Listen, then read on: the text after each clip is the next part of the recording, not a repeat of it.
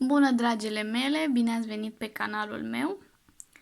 Astăzi vreau să filmez un clip cu produse terminate și țin să specific că nu voi filma în fiecare lună empties, ci doar atunci când se vor strânge mai multe produse.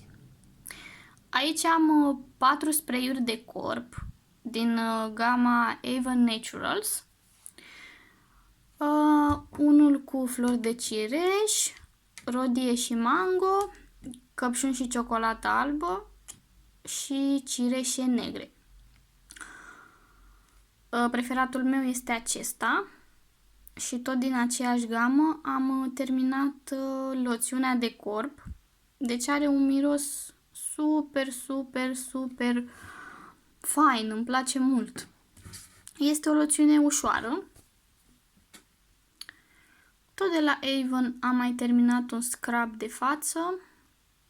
Îmi exfolia bine tenul, dar nu l-am mai găsit prin catalog, așa că mă voi îndrepta spre altul. Am mai terminat o pastă de dinți de la Colgate, Advance White. Tot de la Avon un gel de duș de la Care cu cocos. Sincer, mie nu îmi place mirosul puternic de cocos, dar acesta chiar a fost super ok. Un săpun de la Dove, o cremă de față de la Anew, Nutri Advance. Este o cremă cu textură lejeră, mi-a plăcut mult, chiar a hidratat super bine tenul. Acum o am pe cea tot de la Anew Nutri Advance, dar cea cu textură mai groasă, care sincer nu îmi place atât de mult precum aceasta. Sincer, chiar vi le recomand, sunt super faine acestea. Am mai terminat un demachiant. Am depărtat ok, chiar și machiajul mai rezistent. E ok. Aici am un parfumel de la Celebre, care l-am scăpat pe jos și pompița asta de sus de aici s-a deplasat și nu mai iese produs, așa că îl voi arunca. Am mai terminat un spray pentru cameră cu magnolie, a fost ok. Acum am câteva produse de make-up și anume, îl țin invers, un creion de ochi de la Avon True Color în nuanța Black, nu știu de ce nu vrea să focalizeze. Da. Un contur de buze, tot de la Avon, în nuanța Mystery Move.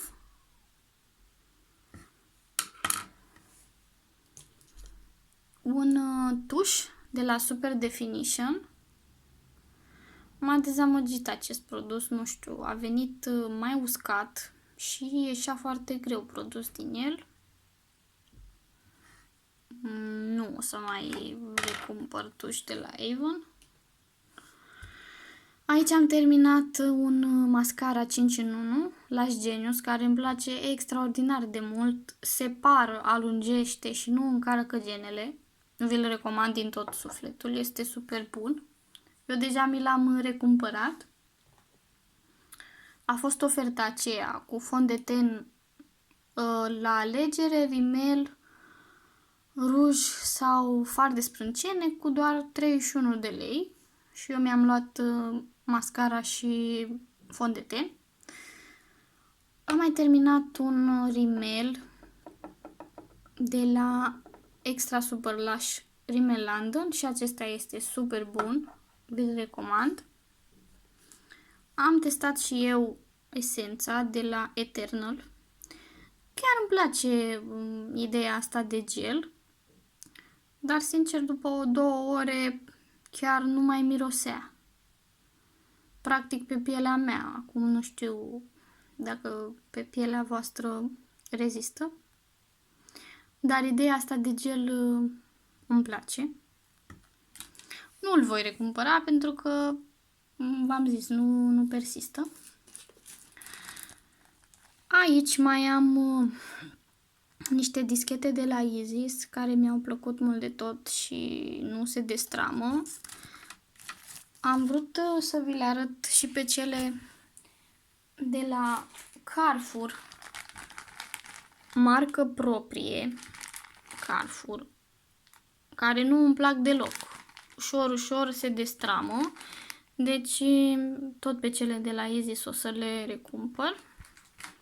Și ultimul produs este un șampon de la Ducray împotriva căderii părului. În această perioadă mă confrunt cu această problemă.